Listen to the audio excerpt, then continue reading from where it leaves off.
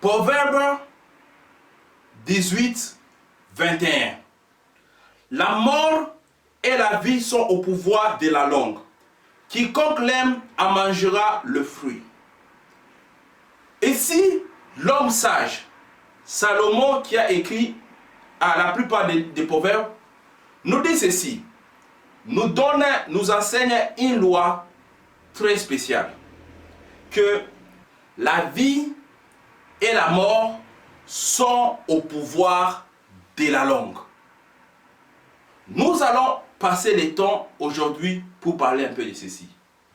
La vie et la mort sont au pouvoir de la langue. Et il dit que quiconque l'aime en mangeant le fruit. Il dit que quiconque l'aime en mangeant le fruit. Ce qui veut dire par quiconque l'aime en mangeant le fruit, c'est ceci. On a les deux histoires. On a la vie et on a la mort. Il dit ceci. La vie et la mort sont au pouvoir de la langue. Maintenant, ce que tu aimes, c'est ce que tu vas avoir. Je répète encore. La vie et la mort sont au pouvoir de la langue. Maintenant, ce que toi tu aimes, c'est ce que tu vas manger. C'est ce que tu vas manger. Ça, c'est après observation que les gens ont écrit des proverbes.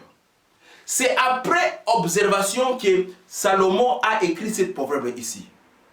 Pour nous donner clé à quelque chose qui est mystérieux, quelque chose qui est spécial et quelque chose qui a une grande force. Parce que les gens ne savent pas que ce qu'ils mangent, c'est ce qu'ils aiment. Les gens ne savent pas que ce qu'ils mangent, c'est ce qu'ils aiment. Mais ici, lui, il vient nous expliquer. Il nous donne la parole. L'homme sage, Salomon, il nous donne l'intelligence pour comprendre ceci. C'est une grande révélation. Que tu manges ce que tu dis. Tu manges, c'est ça la langue. C'est ça le pouvoir de la langue. La langue, elle est là pour parler. Nous utilisons notre langue pour parler. Alors, tout ce que nous sommes en train de dire, c'est ce qui retombe sur notre tête. Tout ce que nous sommes en train de dire, tout ce que tu utilises avec ta bouche, retombe premièrement sur ta tête.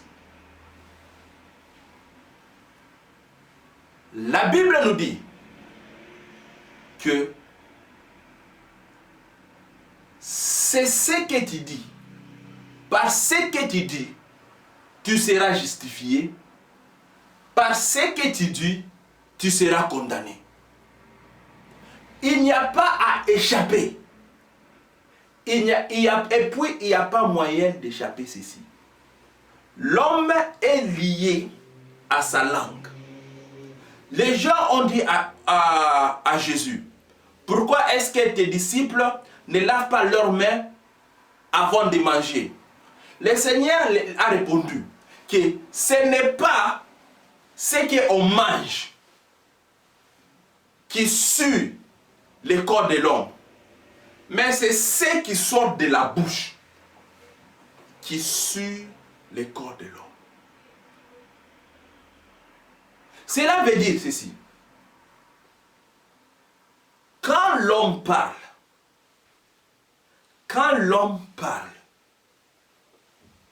ce que l'homme dit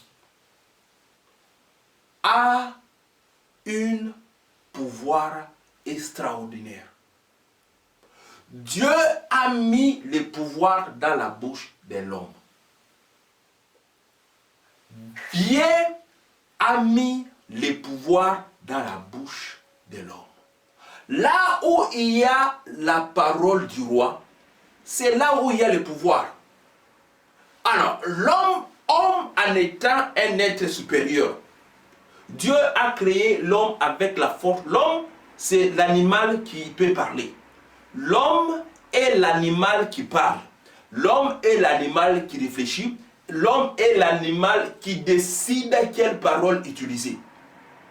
C'est pourquoi, quand il était venu le temps de prêcher la repentance, Dieu a envoyé ses prophètes prêcher à l'homme de se repentir.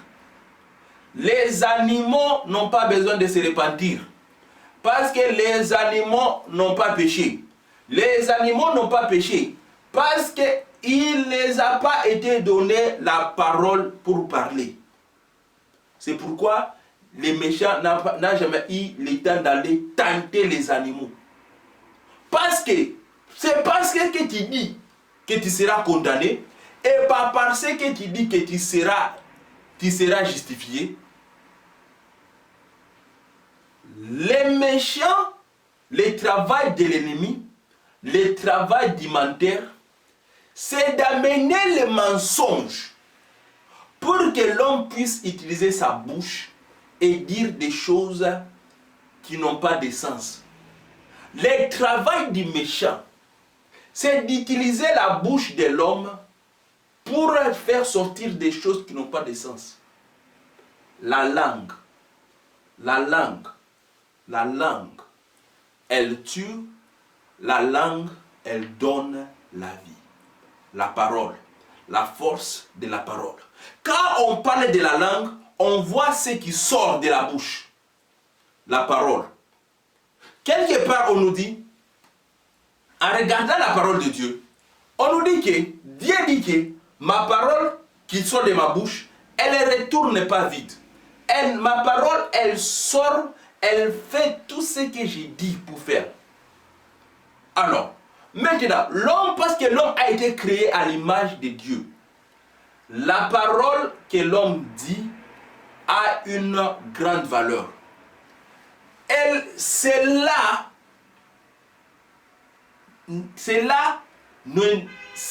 n'implique pas la position de l'homme comme étant chrétien ou bien non chrétien. Non. L'homme, en état normal, quand il parle, sa parole est enregistrée. C'est pourquoi la Bible nous dit que l'homme sera jugé en regardant ce qu'il a dit. Alors, pourquoi est-ce qu'on va juger l'homme en regardant les choses qu'il a dit? Soit il a dit des bonnes choses ou bien des mauvaises choses. Parce que tout ce que l'homme fait, avant que l'homme soit pour faire quelque chose, l'homme dit. Avant que l'homme sorte pour aller commettre un meurtre, l'homme parle de cela. L'homme dit. L'homme dort sur sa couche et fait les plans. Quand l'homme fait les plans, il est en train d'affirmer, comme on nous dit dans les livres de Amos, que deux ne peuvent pas marcher ensemble sans avoir fait un accord. Voilà l'accord de la bouche. Voilà là où il y a les oui, là où il y a les non. La voix, la langue, la bouche, la parole. Pour que l'homme puisse faire quelque chose, soit bien ou mauvais, l'homme doit s'engager. Et l'engagement de l'homme se passe avec la parole. L'homme dit oui, l'homme dit non. L'homme a le pouvoir de parler. Alors, c'est quand l'homme parle, cela engage tous les corps. C'est là où on nous parle dans les livres de Jacques. Que la langue, c'est une petite chose, mais elle crée beaucoup de choses. La langue, c'est une petite chose, mais elle conduit l'homme.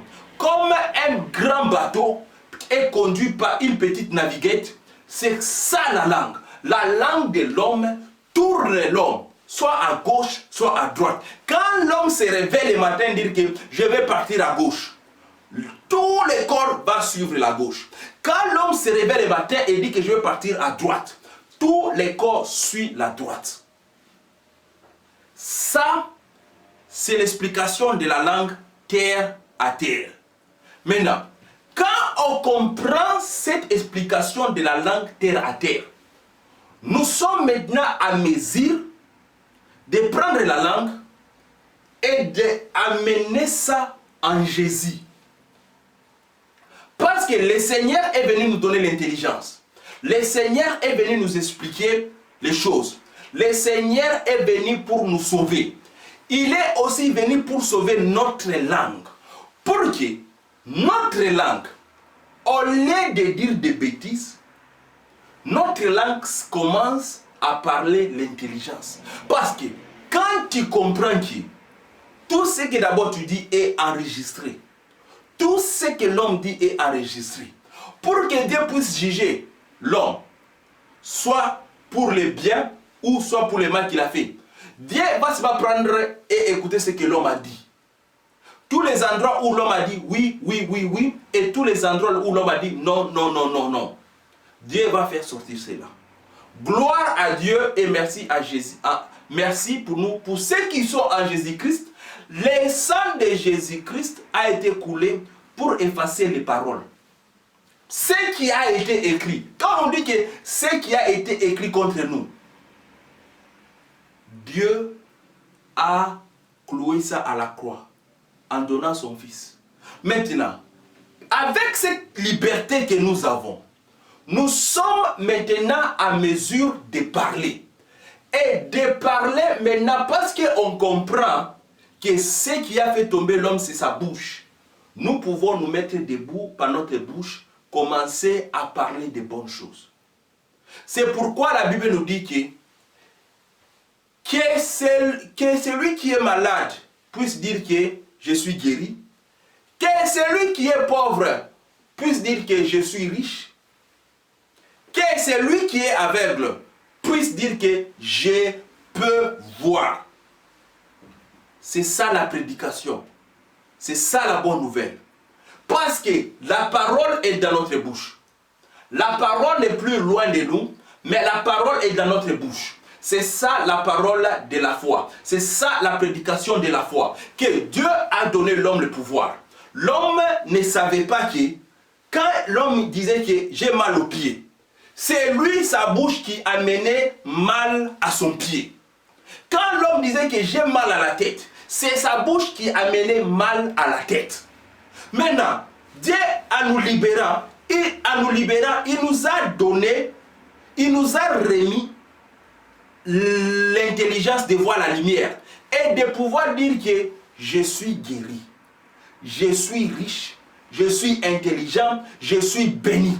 Maintenant, la bouche est amenée en action pour que l'homme qui est délivré en Christ puisse marcher. Il nous a donné le pouvoir de devenir enfant de Dieu. Maintenant, dans le pouvoir de devenir enfant de Dieu, nous avons le pouvoir de parler. Et nous sommes en train de parler notre salut. En augmentant notre salut, nous sommes en train d'augmenter notre salut par notre bouche. Et nous nous amenons à gouverner. Parce que nous sommes les rois de Dieu, nous sommes les gouverneurs de Dieu. Dieu nous a établis comme rois. Dieu nous a établis comme prêtres.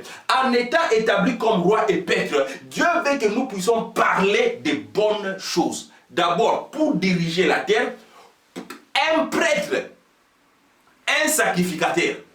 On nous dit dans la Bible que le sacrificateur ne sera pas ivre parce que pour qu'il puisse distinguer entre les choses pures et les choses impures, pour qu'il puisse distinguer entre les biens et les mal. Et cela aussi est vu dans la bouche. Ma langue est prête. Ma langue est prête pour parler.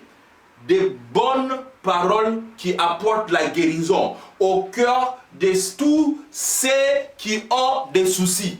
Ma langue est prête pour parler. Et quand je parle, les miracles et les signes arrivent par la parole qui est dans ma bouche.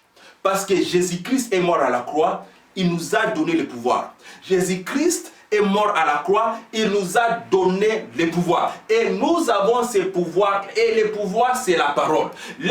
Ceux qui étaient dans le trouble, ceux qui étaient partis en voyage, et ils étaient sur l'eau, ils étaient dans les troubles, ils ne savaient pas quoi faire. Quand ils ont prié à Dieu, Dieu les a envoyé la parole. Dieu a parlé. Et par la parole de Dieu, ils sont arrivés dans un bon endroit. Ceux qui étaient perdus dans les déserts, ceux qui étaient partis, où ils ne savaient même pas où est-ce qu'ils étaient. Quand ils ont prié, Dieu les a envoyé la parole. Alors, parce que nous sommes à l'image de Dieu, comme il est, nous sommes aussi. Nous avons une bouche pour parler et quand nous parlons, les choses arrivent. Quand nous parlons, les choses arrivent. Il n'y a pas de délai dans l'accomplissement de la parole de Dieu. Quand nous nous soudons avec lui, nous aussi, dans notre parole, il n'y aura pas de délai. Parce que le Seigneur Jésus-Christ est venu nous apprendre ces choses. Il est venu nous apprendre comment parler. C'est pourquoi, quand lui marchait avec ses disciples, il leur disait que je marche aujourd'hui, je marche demain, après on va me tuer. Après, quand je serai mort, après 3 jours, je vais revenir à la vie. Il était en train de parler. Qu'est-ce qui s'est passé? Après 3 jours, il est revenu à la vie. Alors, si le Seigneur Jésus-Christ, pendant qu'il était avec ses disciples, s'il se mettait à dire des choses comme on va partir à Jérusalem, on va me tuer, et après 15 jours, je vais revenir à la vie. Il allait revenir à la vie après 15 jours. Maintenant, nous devons coller notre langue en Christ. Nous devons coller notre langue en Christ dans la parole de Dieu pour que nous puissions commencer à parler comme lui. Parce que comme il est, nous sommes aussi. Comme il est, nous sommes aussi. Nous sommes créés à l'image de Dieu. Nous avons aussi l'autorité et le pouvoir de parler. Comme il nous a dit il a dit quelque chose. Les choses que moi j'ai fait, vous allez faire aussi. Les choses que moi j'ai fait, vous allez faire même des choses davantage. C'est ce qu'il a dit. Maintenant, avec notre bouche, quand c'était l'heure où il fallait calmer les vents qui avaient attaqué les bateaux, le Seigneur s'est mis debout, il a dit silence. Et il y avait le silence. Quand il fallait faire sortir Lazare de la mort, le Seigneur est venu, il a dit Lazare, sors. Lazare est sorti. Quand c'était l'heure de guérir les malades, le Seigneur Jésus-Christ a dit voici, reçois cela selon ta foi. Va en paix, ton enfant est guéri. La parole est dans la bouche. La parole est dans ta bouche. Tu as été créé à l'image de Dieu. L'image de Dieu est ceci. Dieu est sur le trône, il parle. Quand le roi parle, il ne sort pas pour aller vérifier. Lui-même, il sort, je suis le roi, j'ai parlé, maintenant je vais sortir pour voir si la chose arrive. Non. Le roi, sur son trône, il dit, coupez la tête. Il ne va pas même vérifier pour voir s'ils ont coupé la tête. Mais lui, il sait que la tête a été coupée. Quand Dieu dit quelque chose, il ne sort pas de son trône pour aller vérifier et voir que si ce que lui dit, le Dieu d'Abraham a dit, a été fait. Non, il dit la chose, pour lui c'est sûr. C'est ce qui s'est passé quand le Seigneur Jésus-Christ, dans le livre de Marc 11, quand il est passé devant l'arbre de figuier avec ses disciples, il a dit quelque chose à l'arbre. Va lire dans le livre de Marc 11. Tu vas voir que quand Jésus-Christ dit, quand il a prononcé une parole contre l'arbre là, il n'a pas regardé l'arbre. il n'a plus regardé l'arbre. Quand il s'est retourné pour partir à Jérusalem, pour lui, c'était déjà fait. Mais maintenant, Pierre et ses amis, ils croyaient que c'était de la blague. Ou c'était quelque chose, c'était seulement une petite parole là que Dieu a dit en l'air. Mais quand le lendemain, quand ils sont repassés sur le même endroit, Pierre a vu que l'arbre était sec. Et maintenant, il s'est retourné à Jésus pour lui dire que Seigneur, regarde l'arbre que tu as maudit hier. Mais, quand le Seigneur a maudit l'arbre là hier, pour lui c'était déjà fini. Pour lui, c'était déjà fini. Pour l'arbre là, c'était déjà fini. Mais parce que Pierre n'avait d'abord pas bien compris, parce que Pierre n'était pas encore au niveau, il ne voyait pas Jésus-Christ à son niveau de Jésus-Christ, celui qui a été choisi et oint. C'est pourquoi il a été étonné. C'est pourquoi même quand Jésus-Christ avait dit à Pierre que tu vas me nier 3 fois. Parce que Pierre, pendant ce temps-là, il ne voyait pas Jésus-Christ comme il fallait le voir. Il pouvait dire, Seigneur, moi, je ne vais pas te nier. Il était en train de dire par là que ce que Jésus-Christ a dit n'était pas vrai. Maintenant, après, quand le coq a chanté, Pierre s'est rappelé de ce que Jésus-Christ avait dit. Il a dit, waouh! Donc, quand cet homme parle, c'est vrai. Maintenant, toi aussi, tu es arrivé au niveau où, quand toi aussi tu parles, cela vient. Alors, comme j'ai dit au commencement, cette chose ici, de la bouche, la vie est dans ta bouche. La mort est présente aussi. Choisis la vie. Choisis la vie. Prends la vie et commence à parler la vie. Prends la vie, commence à mettre ça sur ta tête. Prends la vie, commence à mettre ça dans ton ventre. Prends la vie, commence à mettre ça tout autour de toi. Parle de la vie. Parle de la lumière. Parle de la bénédiction d'Abraham. Parce que l'autorité est dans ta bouche. C'est à toi maintenant qui peux dire que je suis béni. Parce que la Bible nous dit que c'est par la foi qu'ils ont parlé. Ceux qui avaient la foi. Parce qu'ils avaient la foi, quand ils ont parlé, ils ont dit des bonnes choses pour eux-mêmes. Ils ont dit les bonnes choses pour leur tête. Dieu est ma victoire. De qui aurais-je peur? L'autre là a dit ceci. L'Éternel est mon berger. Je ne manquerai de rien. Il faut voir que c'est un homme qui est en train d'utiliser sa bouche pour bénir sa propre vie.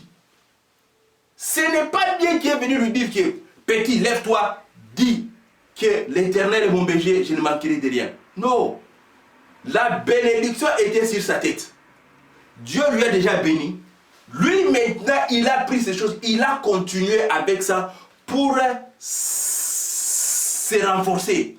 Il a dit, l'Éternel est mon berger, je ne manquerai de rien. C'est une chanson qu'il a mis lui-même pour chanter, c'est rappeler la bonté de Dieu. Et ce qu'il a dit, ce qu'il a chanté dans sa chanson, cela s'est produit dans sa vie.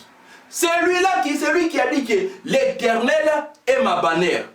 L'Éternel est ma force. L'Éternel est mon rocher. De qui aurais-je peur? C'est un homme qui a pris sa propre langue pour utiliser ça contre la peur.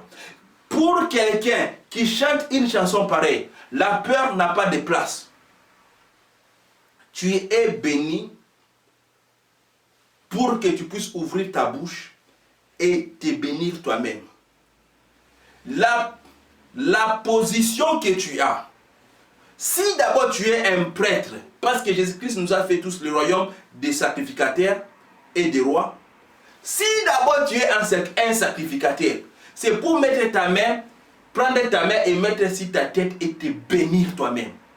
Alors, si tu te bénis toi-même, Et tu vois que ta main, quand tu te bénis toi-même, que la bénédiction que tu mets sur ta tête marche.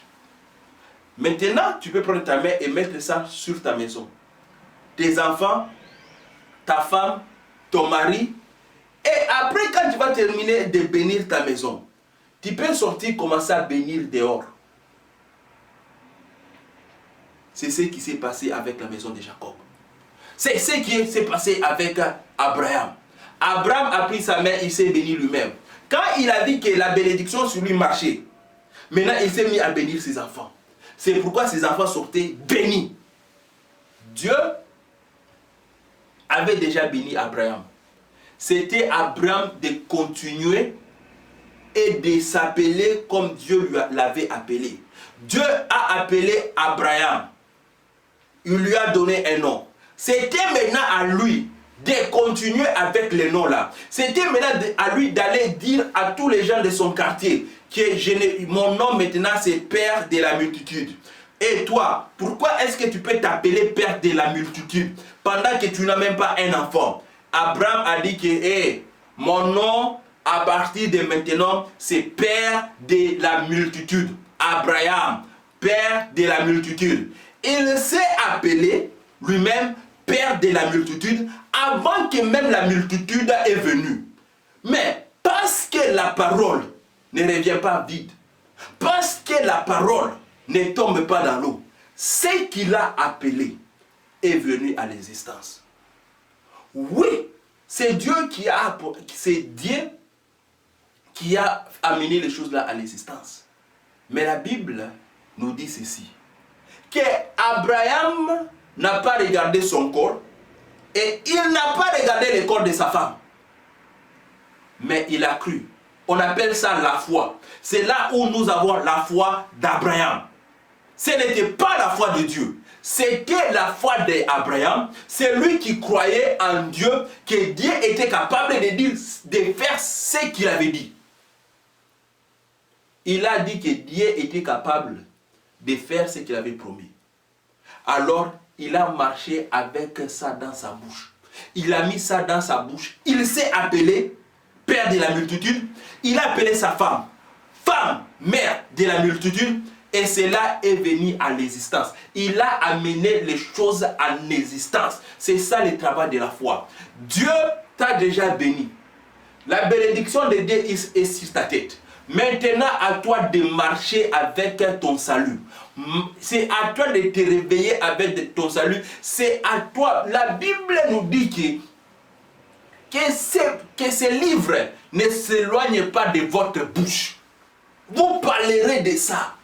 Pendant que vous mangez, pendant que vous dormez, pendant que vous êtes à table, pendant que vous partez en vacances. Et avec ça, vous allez avoir le succès. Un bon succès. Mais là, c'est à toi de prendre les bonnes choses de la parole et de te répéter ça. Mets ça dans ta tête.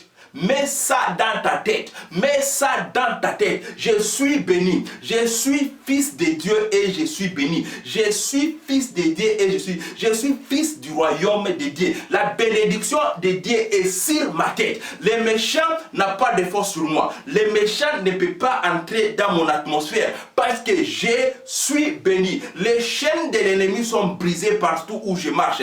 Les chaînes de l'ennemi sont brisées partout où je me présente. Quand je marche devant une porte, la porte s'ouvre toute seule. Parce que je suis le roi de Dieu. Je suis l'appelé de Dieu. Dieu est avec moi. Je suis avec les grands je suis. Je suis avec je suis. Ces choses ici, c'est toi qui peux se répéter ces choses ici. Tu peux te répéter, quand tu te répètes ces choses ici pour toi-même, tu vas voir comment d'abord cela va changer ta tête, cela va changer ton